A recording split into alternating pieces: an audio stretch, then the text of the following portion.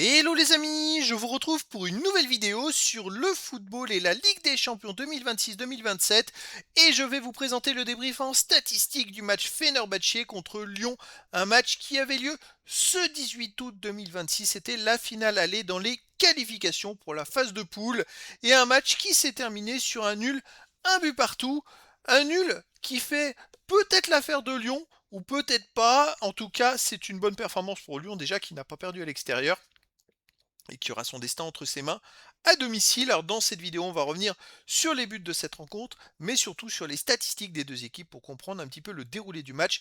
Et on terminera la vidéo par un aperçu du prochain match, du match retour. Alors, un match nul un partout, et c'est vrai qu'en première mi-temps, les Lyonnais ont montré de belles choses. Collectivement, ils ont été très au point.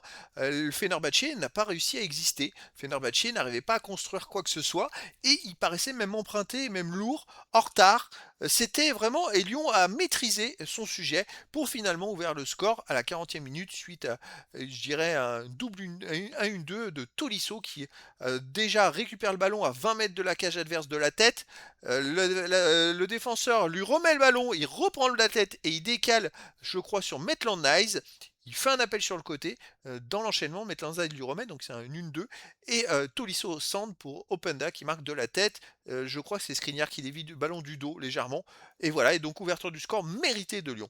Début de deuxième mi-temps, c'est là où on se dit, bon, Fenerbahçe va essayer de pousser, de quoi ils sont capables. Et première attaque, Mason Greenwood, comme à Marseille, il fait la même chose, il est sur son, un peu comme Dembélé aussi, il est sur son pied droit, il se remet pied gauche et il enroule le ballon d'une frappe, très très forte frappe à 15 mètres que Greff ne peut pas arrêter. Et donc Fenerbahçe égalise suite à un très très beau but quand même de Greenwood, mais c'est un exploit individuel, parce que c'est vrai que collectivement Fenerbahçe a eu du mal. En deuxième mi-temps, Fenerbahçe a pressé Lyon un peu plus haut, mais Lyon ne s'est pas démobilisé et est resté dans le même, on va dire, dans le même mode collectif que la première mi-temps. Ils ont eu presque une ou deux opportunités. Lyon, Fenerbahçe n'a pas fait grand-chose dans la rencontre. Au final, n'a pas eu d'occasion, mais bon, on va aller voir ça. Au final, c'est un partout. Et donc, les statistiques, il y a eu 0,76 XG buts attendus à 0,43 pour Lyon. Et oui, Lyon a eu plus de XG. Il n'y a pas eu beaucoup de XG dans ce match-là. 51% de possession de balle à 49% pour Fenerbahçe. 438 passes tentées à 430. 375 passes réussies à 373. Tout en faveur de Fenerbahçe. Mais par contre, 86,7% de passes réussies à 85,2% pour Lyon. Une occasion manquée à 0 pour Fenerbahçe. 11 tirs partout, c'est très équilibré. 5 tirs cadrés partout. 4 tirs contrés à 1 pour Lyon. Un poteau partout. Et il y a eu aussi 3 hors-jeu à 1 pour Fenerbahçe. Bon, vraiment, toutes les statistiques sont à peu près identiques, hein. C'est un nul qui est presque logique, même si Lyon a eu peut-être des occasions un peu plus franches. Et voilà, il y a eu à noter un tir poteau des deux côtés, avec une frappe d'Openda de Lyon qui arrive sur le poteau. Lyon la récupère, et puis après, il gère un peu mal l'action. C'est dommage, Tolisso, il frappe sur le gardien. Je pense qu'il pouvait mieux faire. Côté Fenerbahçe, c'est une frappe beaucoup plus dangereuse du gauche de 15 mètres poteau. Je pense que Greff aurait été battu si elle était un peu plus dedans. Donc finalement, bon, ça arrange Lyon sur ce coup-là également.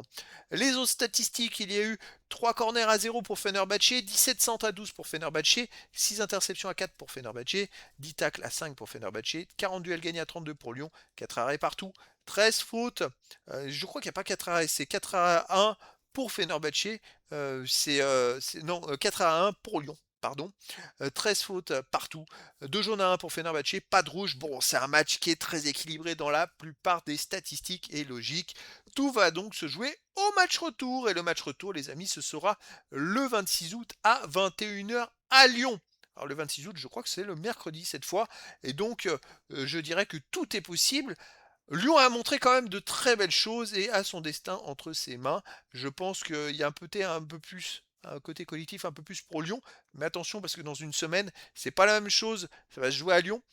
Certains joueurs de Fenerbahçe n'auront pas forcément, auront peut-être d'autres choses à montrer. Peut-être que Fenerbahçe va trouver peut-être des automatismes collectivement. Attention, donc ça va être un match retour passionnant. C'était donc le débrief en statistique du match Fenerbahçe contre Lyon. Un match qui s'est terminé par un nul, un but partout. Voilà les amis, je vous dis à très bientôt pour une nouvelle vidéo.